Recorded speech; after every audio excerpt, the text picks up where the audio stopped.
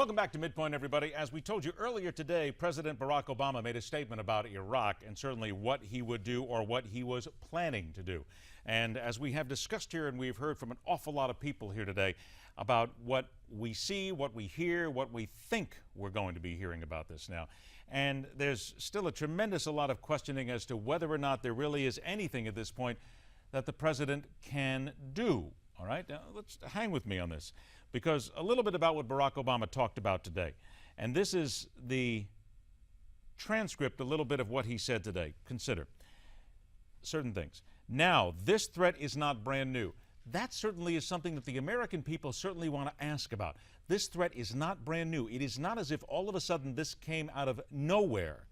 It didn't come out of nowhere. We knew exactly that this was coming, so we had to prepare ourselves for it. It is the preparation side of things, I think, that most of America is very upset about right now. So we'll talk about that as the day goes on. Good friend of mine, Fred Schulte, used to be with the Fort Lauderdale Sun-Sentinel. I had a chance to speak with him recently because a lot of the talk is about Medicare, chronically ill patients, money that people are never going to see again, and how it's going to affect everybody every single day. Here's Fred. Because of Obamacare, many seniors enrolled in the popular Medicare Advantage program are paying higher premiums and out-of-pocket costs. Many are losing access to their physicians, and many more will unless the president takes action. Your government has cheated you out of more than $1 billion, and it's rising. Instead of seeking to provide you the best and most affordable health care possible, those in charge continue to do business with health plans that are seeking out those patients who are the most chronically ill, command the highest Medicare payment rates, and then overcharge the system with a specific billing formula that eventually will dig right into your wallet. That's the gist of a claim by a former health official in the Bush administration, and now brought to light in a potentially blockbuster report from the Center for Public Integrity. Joining us now on Midpoint is the senior reporter for the center. He's a four-time Pulitzer Prize finalist and someone I had the pleasure of reading when he toiled in South Florida at the Fort Lauderdale Sun-Sentinel. Fred Schulte. Fred, thanks a lot for joining us today. Oh, it's great to be here with you. Fred, this has been bubbling in a sealed lawsuit since February of 2011, only recently been unsealed. So bring us up to speed on the person making the allegations and how solid, in your opinion, these allegations are. Well, you're speaking of the allegations that made by Josh Valdez, who was an executive with a Medicare Advantage plan in Puerto Rico in 2010. And he claims in this lawsuit, this is a whistleblower lawsuit, that when he went to work for the company, he quickly found out that they were overbilling by overestimating how sick the patients were. And that he estimates that, or he was told that their own internal estimates had shown that several $100 million a year was being improperly paid by Medicare to this health plan. So he's suing over that. But these are allegations he's making in a lawsuit. The company, of course, denies any of this is true. I would imagine they would, as a matter of fact, probably vociferously if they could. A lot of this is based on what you point out in the article is a billing formula known as risk score. What exactly is risk score, and how easily, I guess, was it taken advantage of in this case? Well, you have to look, first of all, at the standard system of billing Medicare that's been used through the years, which is called fee-for-service, where a doctor will bill for every single service that he or she provides. A risk score is a totally different animal that was devised about a decade ago in order to pay Medicare Advantage plans. And what it is a way of assessing how sick the patients are. And if you're sicker, then Medicare pays more. If you're healthier, then they pay less. And the idea is to make sure that health plans won't shy away from taking sick people because they're afraid they're going to lose money. The problem is that the government doesn't get any bills from this system, so there's not much for it to go on other than the representations that the health plan makes as to what diseases people have.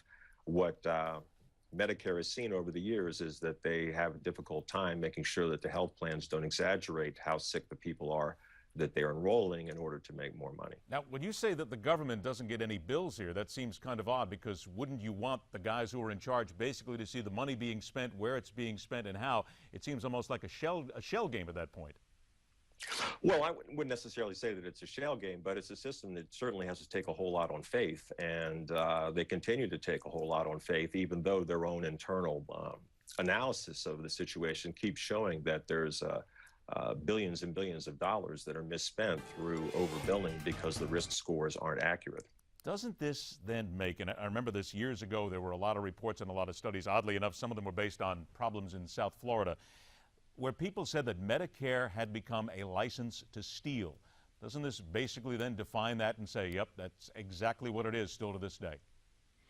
Well, yeah, I know. As you mentioned, I worked in South Florida a long time, and I was there through all the years when they were saying that people were getting out of cocaine, the business, and getting into healthcare fraud because it was more lucrative and a lot less dangerous. So there's certainly a long-standing problem with fraud in Medicare.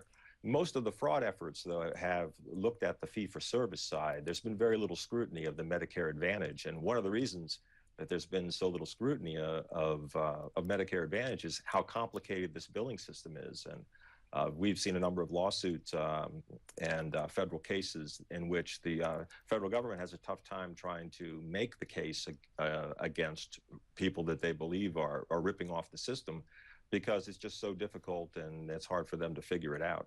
With many members in Congress, they support Medicare Advantage, and the seniors seem to be happy with it right now. But you just brought up a rather complicated billing system that's in here as well. So seeing as Congress doesn't seem to have a problem with it, or at least some members don't, and the seniors seem to be happy, where do they go from here in trying to unravel this and try to fix it?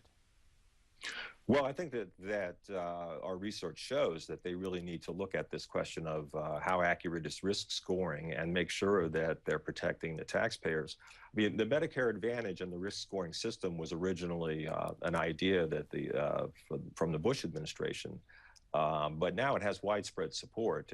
And as you said, it's grown rapidly, and many, many people are very, very happy with it. We weren't really looking at those issues. We were looking more at the payment question and whether the plans are being overpaid and whether something untoward is going on. You know, as to the future, as I said, they have to really figure out whether we're getting the bang for the buck in this program, in the sense of, are they being paid, are these insurance companies, and many of them now are the largest insurance companies in the country, are they being paid accurately? There are a lot of ramifications of this for the Obamacare program, because they're also going to be risk adjusting, as they call it, or putting together risk scores, and how that's going to work. And many people are really wondering. Fred, why do I have this feeling that we'll be talking about this for many, many months to come as certain people start to look into this and figure out how to fix it? It is a story on the Center for Public Integrity. If our folks want to go ahead and check that out, that's where this report is. Fred, it's a pleasure to catch up with you again. Thank you so much, and we'll do it again. Thank you. It's great to be here.